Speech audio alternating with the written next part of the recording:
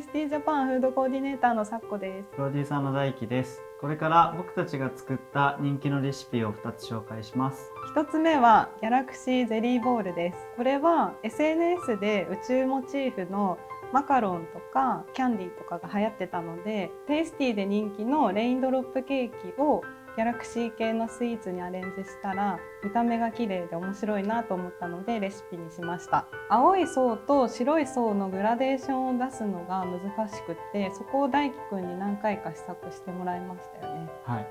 何回ぐらいだろうな。何回だっけね。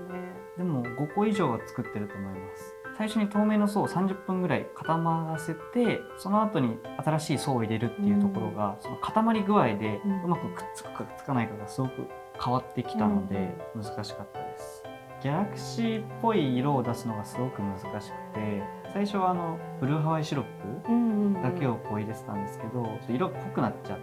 ていてあんまり美しくなかったので、いちごシロップを少し混ぜてみようじゃないかってことで調整をしていました。ギャラクシーなのでやっぱりこう宇宙感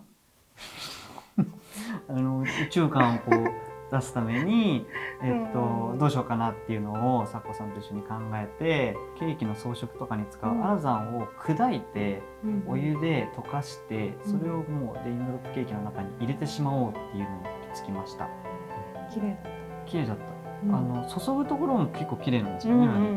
作っている自分もすごい美しいなって思いで受け入れました。続いては2層仕立てのいちごのチーズケーキです。このチーズケーキの特徴は、チーズケーキのフィリング生地に透明のゼリー生地を重ねた2層仕立てになっていて、インスタとか SNS ですごいヒットしていたレシピです。チーズケーキ生地はシンプルなままでもすごく美味しいんですけど、今回いちごを使うっていうことで生地にもいちごを混ぜてピンク色にして可愛くしたレシピにしました。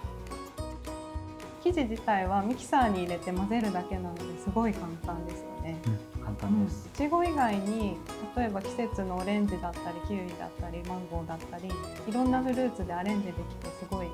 と思います。撮影を進めていく上ですごい難しかったのが、いちごをきれいに並べるっていうのが難しくて、撮影の関係上一回もいちごが動いちゃいけない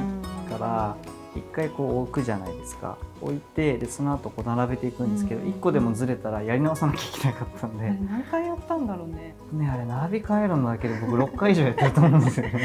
すごいよね。いちごがふやふやしてきちゃうてそう大変だったんですけど、でも最後並べ終わってゼリー液をこうかける時がすごい達成感でしたね。チーズケーキはもうテイスティでもすごく人気のレシピで、他にもこういうチーズケーキ食べてみたいとかリクエストがあればいつでもコメントお待ちしてます。はい。